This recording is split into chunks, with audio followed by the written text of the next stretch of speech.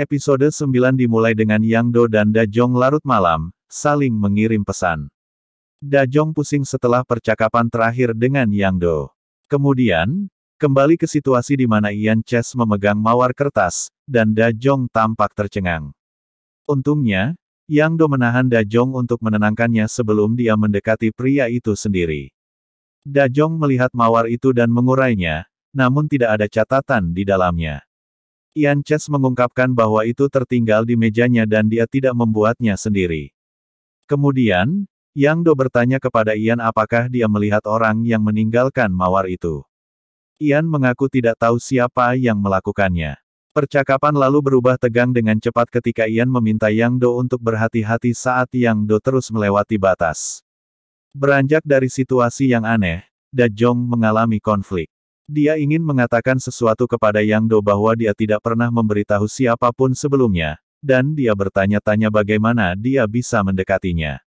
Yang Do mengerti dan menawarkan nasihatnya, karena bagaimanapun juga dia adalah seorang psikiater. Da Jong mulai menangis dan mengalami serangan panik bahkan sebelum dia bisa membuka diri. Dan kemudian dia mengungkapkan kebenaran bahwa ketika dia masih muda, ibunya dipukuli, dan dia takut dia akan dipukuli sampai mati.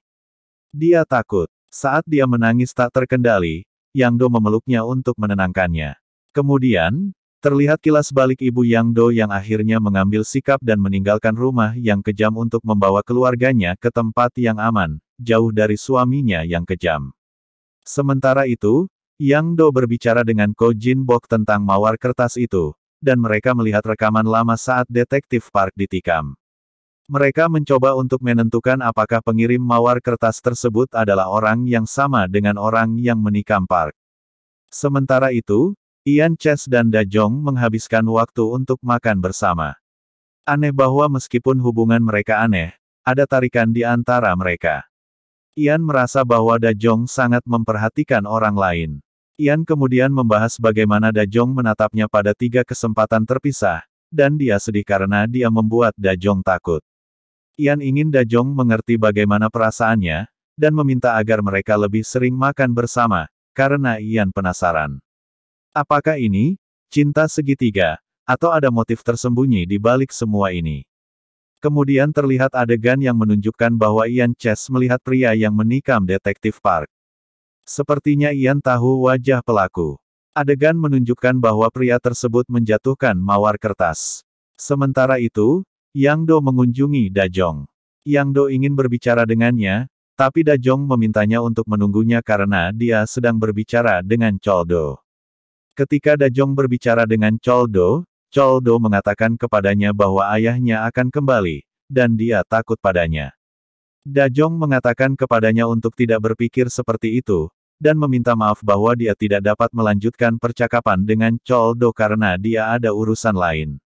Tapi Chol Do terus berbicara, dan mengungkapkan bahwa dia takut gagal.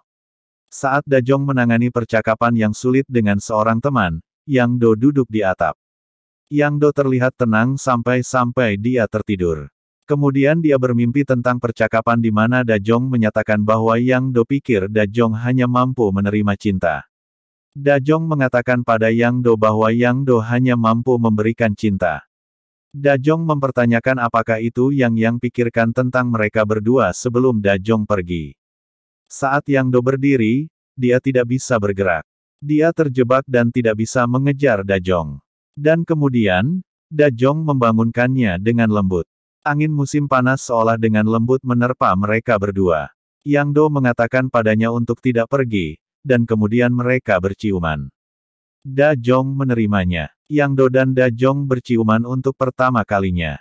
Menariknya, tampaknya mimpi Yang Do di mana Da Jong mempertanyakan hubungan mereka, sangat mengejutkan. Yus Do takut kehilangan Da Jong. Dia siap untuk sepenuhnya terbuka pada